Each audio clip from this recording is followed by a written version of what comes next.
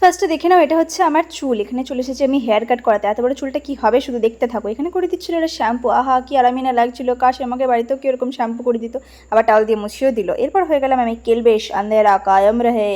তো চলো এরপর আমাকে দেখাচ্ছে এতটা চুল কাটবো, মনে মনে তো গালি তো দিচ্ছিলাম, এত বড় চুলগুলো আমার কেটে এত ছোট করে দিল। আবার এরকম আমাকে বলছে টেনে টেনে যে কী যে চুল টানলো, আমি বললাম আস্তে টানো ভাই, লাগছে তো নাকি। তো যাই হোক কাটাকুটির পর আমাকে বললো দেখো দিদি তোমার হেয়ার কাট হয়ে গেছে, এত বড় থেকে করে দিল এত ছোট। তারপর বলছে কেমন লাগছে একটু বলো। হেসে হেসে বললাম ভালোই লাগছে, কী আর করবো, চুলগুলো তো আর জয়েন করা যাবে না, এটা নিয়ে এবারে খুশি থাকতে হবে।